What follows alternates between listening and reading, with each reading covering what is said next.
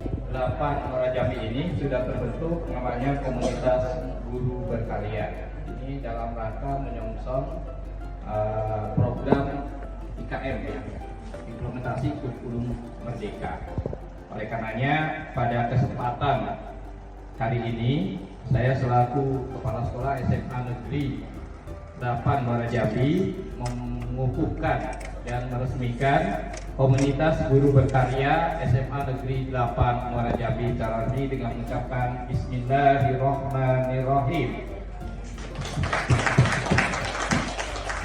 Terima kasih Bapak dan Ibu serta teman-teman Majelis Guru, dan selanjutnya mungkin apa itu komunitas guru berkarya atau guru bergerak ini mungkin akan lebih jauh disampaikan nanti dengan Ibu Metira. Kepada Ibu dipersilakan. Mohon maaf. Assalamualaikum warahmatullahi wabarakatuh.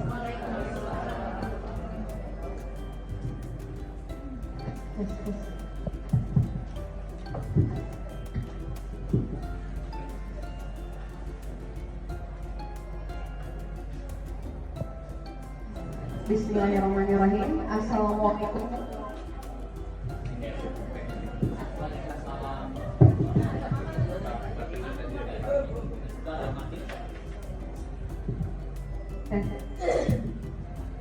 Bismillahirrahmanirrahim. Assalamualaikum warahmatullahi wabarakatuh. Terima kasih kepada Bapak Kepala Sekolah, Bapak Wakil Kepala Sekolah, dan juga Ibu Wakil Kepala Sekolah yang sudah memberikan kami kesempatan untuk menyampaikan beberapa hal mengenai komunitas guru berkarya.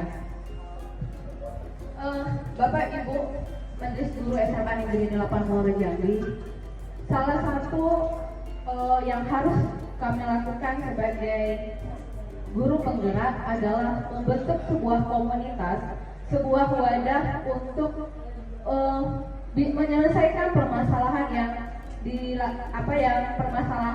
yang dirasakan oleh Bapak Ibu guru, apapun bentuknya. Entah itu permasalahan yang ada di kelas maupun permasalahan untuk menunjang kompetensi yang Bapak Ibu inginkan untuk ditingkatkan. Nah, di sini kami 4 orang dari SMA Negeri 8 Muara Jambi kemarin sudah mengajukan kepada sekolah untuk membuat sebuah wadah untuk menampung ide, menampung gagasan, menampung keluh kesah.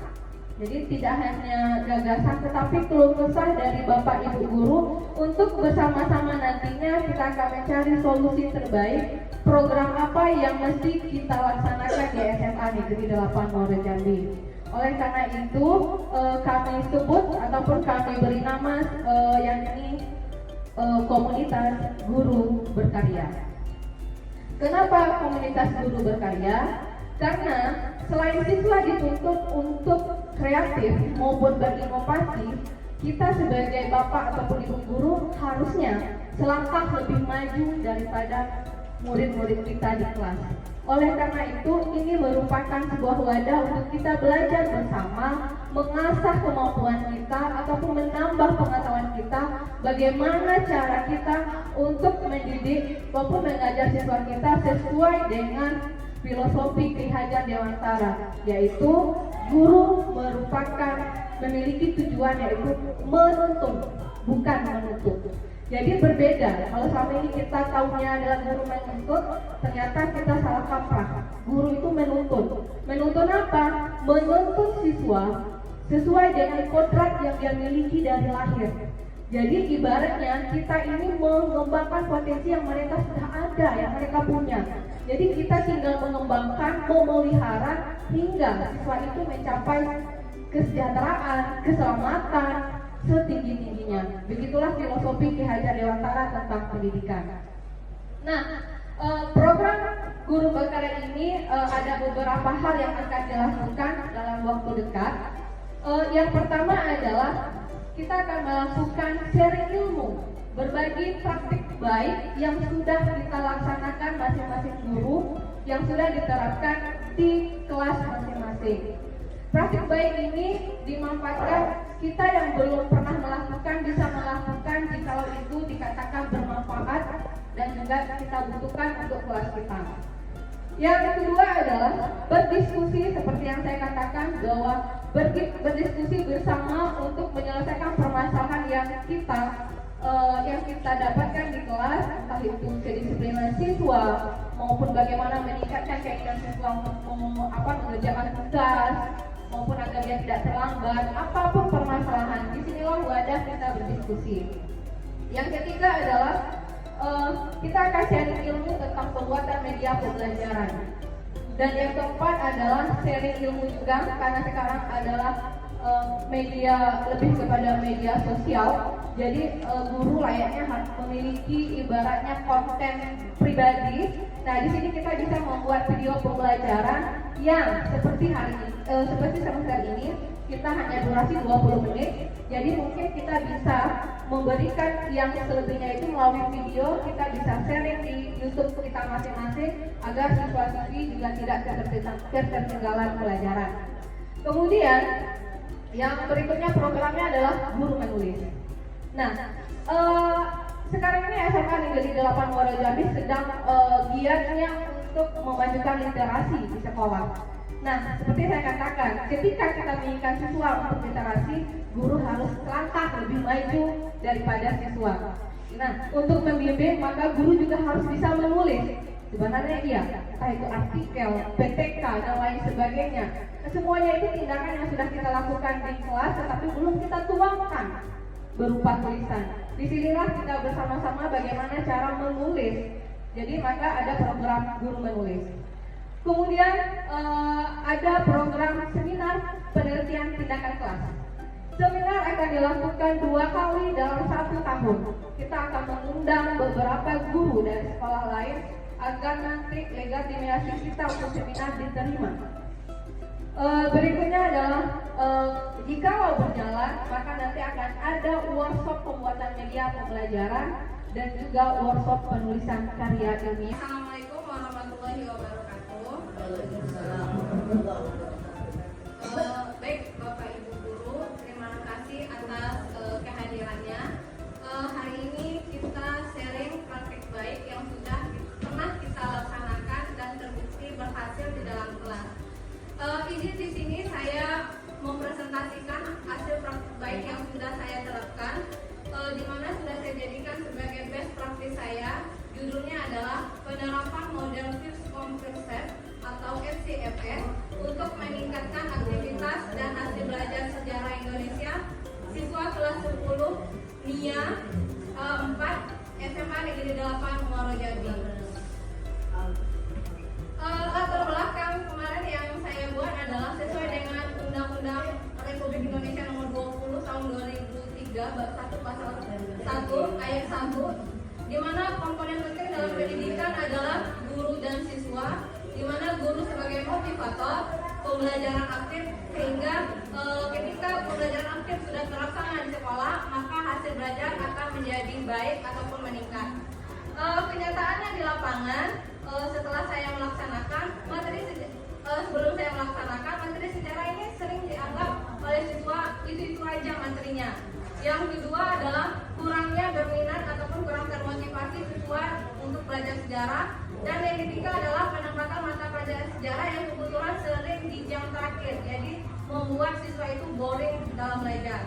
Nah, solusi maupun strategi yang saya terapkan adalah penerapan model FCFS ini untuk meningkatkan aktivitas dan hasil belajar siswa. Implementasi best practice saya adalah kenapa saya memilih strategi pemecahan masalah ini, di mana model pembelajaran FCFS ini bersifat permainan sehingga dapat meningkatkan motivasi, keaktifan siswa dan membuat suasana belajar menjadi meriah dan hasil belajar pun menjadi bagus. Jadi ini merupakan sebuah strategi game di dalam proses pembelajaran sehingga siswa itu tidak jenuh dalam belajar.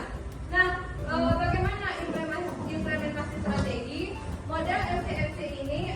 Pertama adalah guru menyediakan peta jawaban, guru menjelaskan KD dan model pembelajaran dan juga tujuan. Guru menjelaskan secara umum materi, kemudian membagi siswa per kelompok, kemudian membagi per kelompok itu kartu yang berbeda-beda. dan guru membagikan satu soal. Kemudian siswa semakin nanti akan mencari jawaban dari soal yang diberikan guru. Nanti mereka akan ada permainan siapa cepat dia dapat gitu. Jadi FCFX ini merupakan bahasa Indonesia kita adalah siapa yang cepat dia yang dapat. Jadi siapa yang duluan bisa menjawab pertanyaan maka mereka berhasil untuk menempelkan jawaban mereka di peta jawaban. Hasil yang dicapai setelah saya melaksanakan, antusiasme siswa luar biasa karena mereka tidak belajar dengan hanya melihat buku, tetapi mereka juga ikut aktivitas di dalam sambil bermain di dalam belajar. 2. Terciptanya suasana belajar yang menyenangkan, aktivitas siswa meningkat dan hasil belajarnya juga meningkat dan bagus. Kendala yang saya hadapi yaitu masih ada siswa yang kurang bertanggung jawab dalam menyelesaikan tugas. Yang kedua, masih ada siswa yang ketika soal yang saya berikan itu kebetulan kami tidak diperbolehkan lagi membaca buku. Jadi ada siswa yang masih menyontek ketika menjawab soal. Yang ketiga adalah pengelolaan waktu yang kurang efisien. Waktu masih terpakai waktu untuk penutupan. Jadi belum tepatnya pengelolaan waktu. Faktor pendukung adalah pemberian reward. Jadi reward ini saya berikan kepada kelompok yang berhasil menyusun peta jawaban mereka itu diagonal horizontal. Jadi kelompok mana yang berhasil maka dia dianggap menang, maka saya berikan reward. Kerjasama guru dan kepala sekolah dan juga sesama guru sejarah.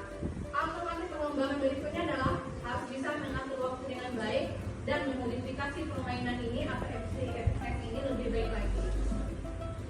Simpulan dan rekomendasi, pembelajaran dengan model FCFX ini dapat meningkatkan aktivitas siswa, menciptakan suasana belajar yang meriah, serta hasil belajar yang bagus. Pembelajaran dengan model FCFX ini layak digunakan sebagai model pembelajaran.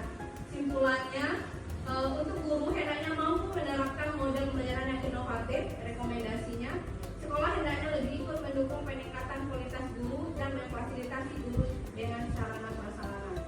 Ini beberapa dokumentasi yang saya terapkan. Ini yang saya katakan peta jawaban, ada 9 peta jawaban. Dan ini siswa berdiskusi, masing-masing siswa terlihat ada kartu di dalam kelompok yang sudah saya berikan. Jadi kalau mereka berhasil menjawab, mereka akan tempel di peta jawaban. Nah, ini bentuk mereka terlihat keaktifan mereka ketika kita menerapkan strategi ini. Ternyata ini suatu strategi yang bisa menyebabkan mereka tidak bosan dalam belajar. Nah, ini seperti ini peta jawabannya. Kalau mereka berhasil, mereka boleh menempel. Siapa kelompok mana yang masih menyusun diagonal, horizontal, maka akan mendapatkan reward. Jadi masing-masing kelompok itu akan ada persaingan dari mereka untuk berhasil menciptakan ataupun menjawab pertanyaan dari guru. Demikian dari pengalaman praktik baik yang sudah saya laksanakan. Kebetulan best practice ini saya gunakan ketika kemarin di kegiatan Olimpiade Guru tingkat nasional sudah saya presentasikan. Kalau ada Bapak Ibu yang ingin bertanya silakan. Satu lagi. Oke, Assalamualaikum warahmatullahi wabarakatuh. Waalaikumsalam warahmatullahi wabarakatuh. Alhamdulillah, untuk yang kedua hari ini kami akan melakukan sharing praktik baik terkait kegiatan bersama siswa.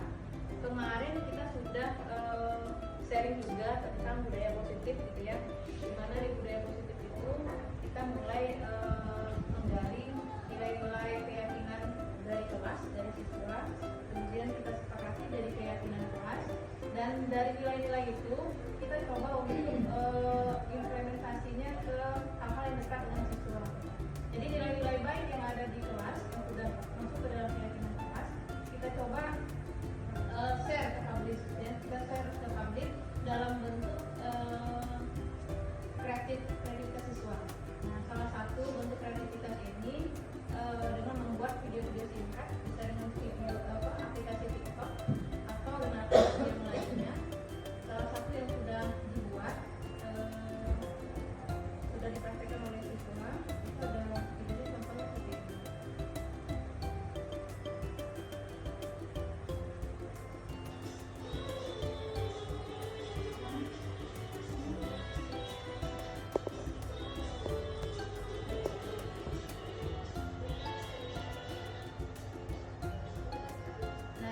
video yang kontennya kita mengangkat nilai-nilai kebajikan umum yang diambil dari nilai-nilai keyakinan kelas mereka.